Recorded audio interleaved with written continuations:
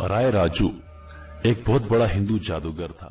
لوگ اسے اپنے جانوروں کا دودھ دیا کرتے تھے، اور اگر کوئی اسے دودھ کا نذرانہ نہ دیتا تو وہ اس کے جانوروں پر ایسا جادو کرتا کہ جانوروں کے تھنوں سے دودھ کے بجائے خون نکلنے لگتا تھا۔ ایک دن ایک بوڑھی عورت رائے راجو کے پاس دودھ لے جا رہی تھی کہ حضرت دادا علی حجویری رحمۃ اللہ علیہ نے اس سے بلا کر فرمایا کہ یہ دودھ مجھے دے دو اور جو اس کی قیمت بنتی ہے وہ لے لو۔ اس بوڑھی عورت نے کہا کہ ہمیں ہر صورت یہ دودھ رائے راجو کو دینا ہی پڑتا ہے، ورنہ ہمارے جانوروں کے تھنوں سے دودھ کے بجائے خون آنے لگتا ہے۔ اس پر حضرت دادا صاحب رحمۃ اللہ علیہ نے مسکرا کر فرمایا کہ اگر تم یہ دودھ مجھے دے دو تو تمہارے جانوروں کا دودھ پہلے سے کہیں زیادہ بڑھ جائے گا۔ یہ سنتے ہی اس عورت نے آپ کو دودھ پیش کر دیا۔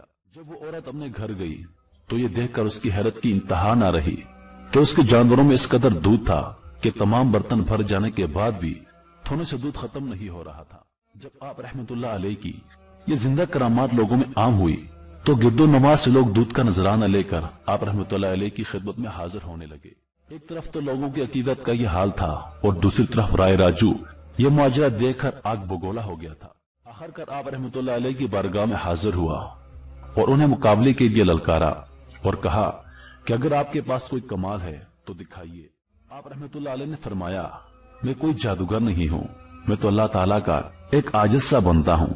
ہاں اگر تمہارے پاس کوئی کمال ہے تو تم دکھاؤ۔ یہ سنتے ہی رائے راجو اپنے جادو کے زور پر ہوا میں اڑنے لگا۔ آپ رحمت اللہ علیہ یہ دیکھ کر مسکرائے اور اپنے جوتے ہوا میں اچھال دیے۔ جوتے رائے راجو کے ساتھ ہوا میں اڑنے لگے اور اس کے سر پہ پڑنے لگے۔ جدھر رائے راجو اڑتا حضرت علی حجویری رحمت اللہ علیہ کے جوتے اس کے ساتھ ساتھ اڑتے اور اس کے سر پر لگتے جاتے۔ آپ رحمت اللہ علیہ کی زندہ کرامات دیکھ کر رائے راجو بہت متاثر ہوا اور نہ صرف توبہ کر کے دائرے اسلام میں داخل ہو گیا بلکہ آپ رحمت اللہ علیہ کے ہاتھ پہ بیعت بھی کی اور آپ کی صحبت بابرکت سے فیضیاب ہوا۔ حضرت دادا گنج بخش رحمت اللہ علیہ نے اس کا نام احمد رکھا اور شیخ ہندی کا خطاب عطا فرمایا۔ شیخ ہندی کی اولاد اس وقت سے لے کر آج تک خانقاہ کی خدمت کے فرائض انجام دیتی آ رہی ہے۔